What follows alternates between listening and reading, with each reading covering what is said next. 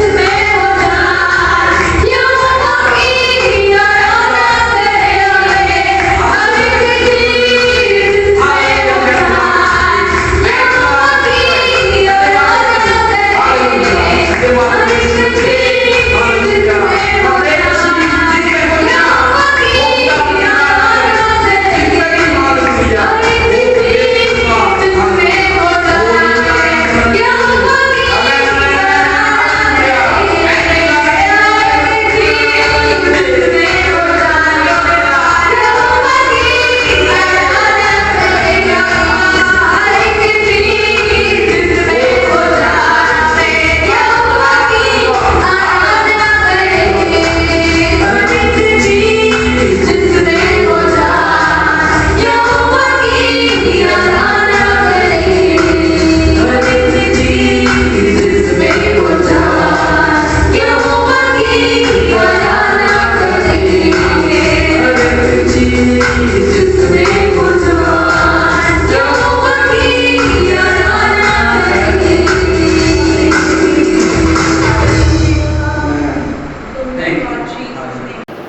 सबको जय मसीह की।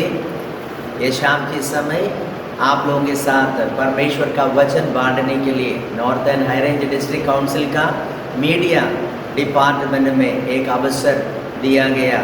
इस मौके पर आप सबको प्रभु यीशु मसीह के नाम से मैं सलाम करता हूँ।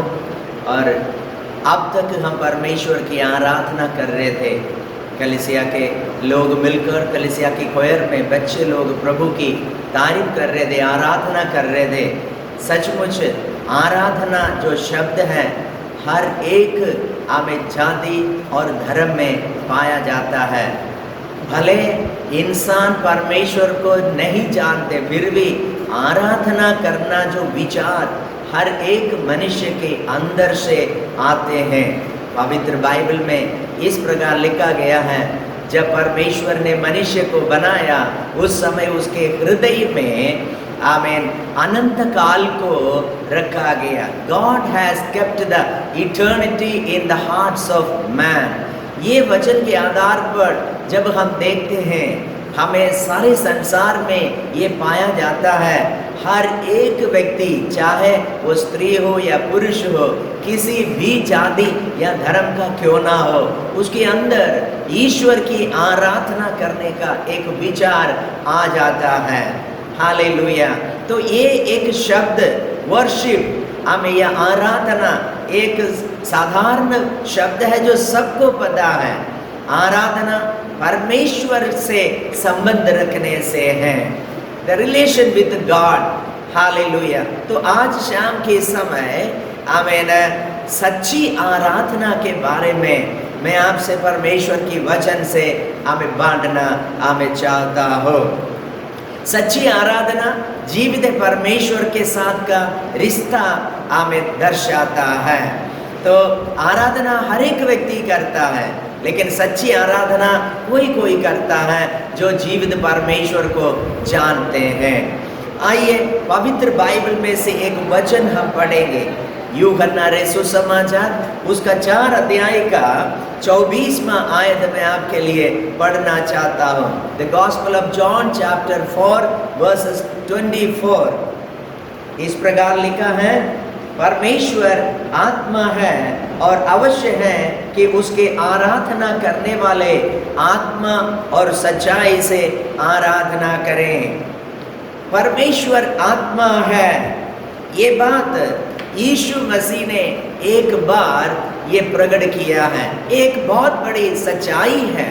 लेकिन ये एक स्त्री, एक समरिया स्त्री से जब परमेश्वर बात कर रहा था या यीशु मसीह बात कर रहा था, उस समय उनसे ये बात कहा गया। ये बात करने से पहले कई बातें हमें जानने की आवश्यकता है। यीशु मसीह एक यहूदी व्यक्ति था। जिस स्त्री से यीशु बात कर रहा है वो एक समरिया स्त्री है। उन दिनों में, यानी 2021 वर्ष पहले की बात है जो बाइबल में लिखा गया, उन दिनों में यहूदी और समरिया के बीच में कोई संबंध नहीं रखता था। एक ऊंचे जाति और दूसरा एक नीचे जाति, इसलिए ना कोई स्त्री या पुरुष आपस में कोई बात करते थे।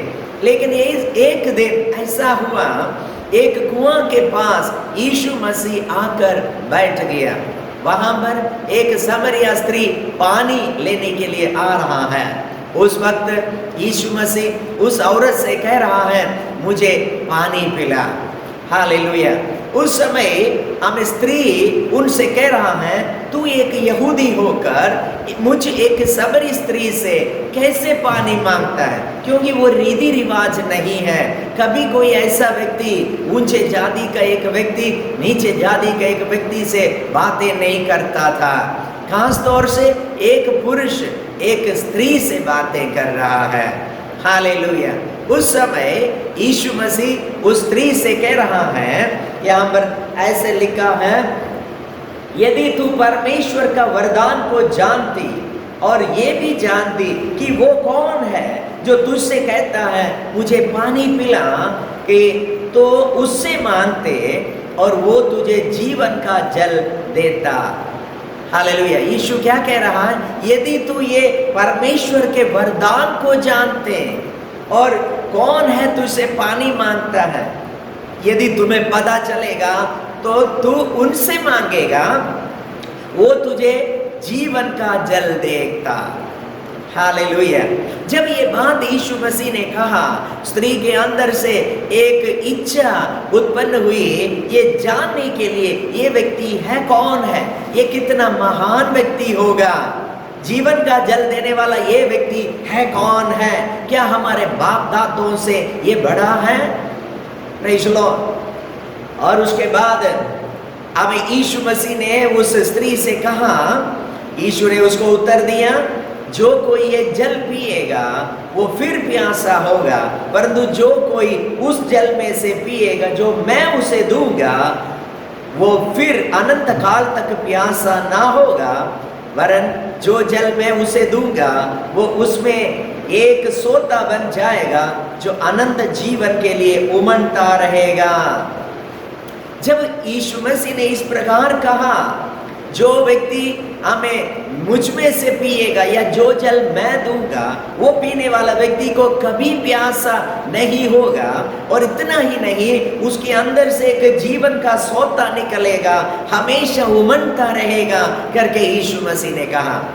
ये बात सुनते ही स्त्री कह रहा है, प्रभु मुझे वो जल चाहिए। हालेलुया। जो जल हमें मुझ में से निकलकर दूसरों को भी जीवन देने के लिए ताकत रखने वाला जीवन का जल वो मुझे चाहिए। मैं तो रोज पानी लेने के लिए इस कुआं के पास आता हूँ, लेकिन रोज मैं पानी पीता हूँ, रोज पानी खत्म हो जाते हैं, मुझे बार बार पानी लेने की आवश्यकता है, बार बार पीना पड़ता है। जब यीशु की बात सुना, उस औरत के मन में एक ऐसी उत्साह आया, यदि ये जल मुझे मिल जाते हैं, बार बार मुझे मेहनत करने की जरूरत नहीं पड़ेगा, बार बार मुझे प्यास नहीं लगेगा, मुझे खुशी मिलेगी, मुझे आनंद मिलेगी, मुझे ताकत मिलेगी, हमेशा का ताकत मेरे अंदर होगा। पानी मैं क्यों बार बार लेने के लिए आता हूँ? क्योंकि मैं अगर पानी ना पिए, यदि मेरे परिवार के लोग पानी ना पिए तो वो थक जाएगा। बिना पानी इंसान मर भी जाते हैं।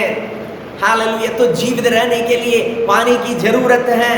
वही पानी यीशु मसीह कह रहे हैं, मैं जीवन का जल पिलाता हूँ, जो मुझसे पिएगा उनको कभी प्यासा ना होगा। आज संसार भर में अगर देखा जाए लोग हमें खुशी पाने के लिए, हमें शांति पाने के लिए और जीवित रहने के लिए कहां कहां नहीं जाते हैं। लेकिन सच्चाई ये है, हर जगह से लोगों को जीवन नहीं मिलता है। हर जगह जाने के बाद भी लोग मरते हैं, लोग बर्बाद होते हैं, नाश हो जाते हैं। लेकिन यहाँ पर एक व्यक्ति खड़े होकर बोल रहे हैं, जो मुझ में से पीने वाले को कभी प्यास नहीं होगा। उनके अंदर से एक जीवन का जल का सोता हमें निकलेगा, वो हमेशा उमड़ता रहेगा। कितने हमें आशीष की बात है जो यीशु मसीह कह रहा है। अब ये आमीन, औरत चाहता है यीशु वो जल उनको दे, लेकिन यीशु से जब उन्होंने मांगा, यीशु एक शर्त रख रहा है। क्या शर्त है?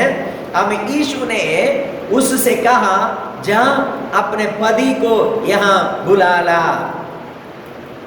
हालेलुया। स्त्री ने आसानी से उनसे कह दिया, मुझे चाहिए वो पानी, जो जल, जीवन का जल तू देने वाला है, वो मैं चाहती हूँ, मुझे दो। लेकिन यीशु ऐसा नहीं देना चाहते हैं। यीशु कह रहा है, तो जाकर अपने पति को यहाँ पर ले आ। हालेलुया। यीशु देने के लिए ही आया है, लेकिन यीशु इनके परिवार को पहले सही करना चाहते थे, इनके घर की क्लेश को खत्म करना चाहते थे, इस औरत का जिंदगी को अच्छा या सुंदर बनाना चाहते थे। इस हालत में यीशु वो पानी उनको देना नहीं चाहता है। वो कह रहे, तुझे अकेले नहीं, तेरे परिवार को मैं देना चाहता हूँ, तेरे पति को इसलिए इधर लेके आने के लिए कह रहे हैं, क्योंकि इस औरत के जीवन एक खराब वाला जीवन था, एक दुखी जीवन था। हालेलुया। एक अच्छा पारिवारिक जीवन इस औरत नहीं जी रहा था, ये यीशु मसीह को मालूम था। इसलिए यीशु कह रहे हैं, तू अपने घर से अपने पति को ले आ। तुरंत ही हमें उस औरत एक उत्तर दे रहा है, कह रहे हैं, स्त्री ने उत्तर दिया, मैं बिना पति की हूँ। यीशु ने उससे कहा, तू ठीक कहती है, मैं बिना पति की हूँ, क्योंकि तू 5 पति कर चुकी है और जिसके पास तू अब है वो भी तेरा पति नहीं है, ये तूने सच ही कहा है। हालेलुया। स्त्री ने क्या कहा? मैं बिना पति की हूँ। यीशु कह रहे हैं, तू ठीक कह रहा है। फिर यीशु ने उनकी रहस्य का जीवन के बारे में बता दिया, उनका गुप्त जीवन के बारे में बताया, जो कि हमें ये औरत सोच रहे थे इस व्यक्ति को कुछ पता ही नहीं है। शायद हमें दूर के लोगों को नहीं पता, किसी किसी को पता होगा, शायद मोहल्ले वालों को भी नहीं पता होगा। लेकिन यहाँ पर एक नया व्यक्ति है, एक अनजान व्यक्ति है, दूसरे देश का है, दूसरे जाति का है, एक यहूदी व्यक्ति है। हालेलुया। यहूदी सामरिया के लोगों के बीच में कोई ना था या कोई रिश्ता नहीं रखता था, लेकिन यहाँ एक बिल्कुल नया व्यक्ति से ये औरत बात कर रहा है। पिछले दिनों में जब भी कोई नए व्यक्ति से बात करता था, शायद उस आदमी के साथ उस औरत का संबंध बन जाता था। यहाँ पर एक व्यक्ति यीशु मसीह है, जिसके बारे में ये औरत बिल्कुल जानते ही नहीं, लेकिन यीशु मसीह उस औरत को अच्छी तरीके से जानते हैं। भले पहली बार यीशु उस औरत को मिला है, लेकिन यीशु उनके बारे में सब कुछ जानते हैं। इसलिए यीशु कह रहा है, तू ठीक कह रहा है, मैं बिना पति का हूँ, क्योंकि 5 पति कर चुके हैं। अब 6वें के साथ तू जी रहे, वो भी तेरा पति नहीं है। इसका मतलब क्या है? जितने पुरुषों के साथ हमें जी रहा है वो सब पति नहीं बनता है। पति होने के लिए योग्य होना चाहिए, पति को आदर करना चाहिए, पति की बात पत्नी मानना चाहिए, पति के अधीन रहना चाहिए। पवित्र बाइबल कहता है, हमें पुरुष या पति स्त्री का सिर है, जैसे मसीह कलीसिया का सिर है। इसका मतलब पति का मतलब औरत को उस पुरुष के अधीन रहना है, हमें केवल उसी को प्यार करना है, केवल उसी के साथ उनका संबंध या रिश्ता बना के रखना है। ये औरत ऐसा नहीं था, कई पुरुषों के साथ उनका रिश्ता था। इसलिए यीशु कह रहे, तुम ठीक कह रहे, मैं बिना पति का हूँ। आज हमारे देश में ऐसे बहुत सारे औरतों को हम देख सकते हैं जो हालेलुया हमें अनेक पुरुषों के साथ अपना रिलेशन रखते हैं। कई घर इस कारण बर्बाद हुआ पड़ा है। रोज लोग आत्महत्या कर रहे हैं, लोग रोज एक दूसरे को मारते भी हैं। कभी माँ बाप बच्चों को मार डालते हैं, कभी पत्नी और प्रेमी मिलकर पति को मार डालते हैं, कभी किसी को इसी तरह नुकसान बहुत सारे हो रहा है समाज में। ये सब का कारण क्या है? आमीन, लोग अपने परिवार को अच्छा बनाना नहीं जानता है। हमें अनेक लोगों के साथ अपना रिलेशन बनाते हैं, हमें गड़बड़ी का जिंदगी, आमीन, इसलिए ये सब कुछ हो रहा है। यीशु मसीह इस औरत के पास इसलिए आया, ये औरत को एक सच्ची जिंदगी या एक अच्छा जिंदगी जीवन देने के लिए आया है। हालेलुया। जैसे यीशु ने उस औरत की गुप्त बातें प्रकट किया, तुरंत वो औरत कह रहा है, हमें यहाँ पर वचन में लिखा है, हमें यूहन्ना रे सुसमाचार 4 अध्याय का 19वां आयत में इस प्रकार लिखा है, स्त्री ने हमें उससे कहा, हे प्रभु, मुझे लगता है कि तू हमें भविष्यद्वक्ता है। हालेलुया। जैसे यीशु मसीह उस औरत की रहस्य लाइफ के बारे में प्रकट किया, स्त्री तुरंत जवाब दे रहे, मुझे लगता है तू भविष्यद्वक्ता है। कौन है भविष्यद्वक्ता? रहस्य बातों को जानने वाला, परमेश्वर और मनुष्यों के बीच में खड़ने वाला, परमेश्वर की बातें मनुष्यों को समझाने वाला, यह मनुष्य की तरफ से परमेश्वर से बात करने वाला भविष्यद्वक्ता। हाँ, सचमुच यीशु मसीह भविष्यद्वक्ता है।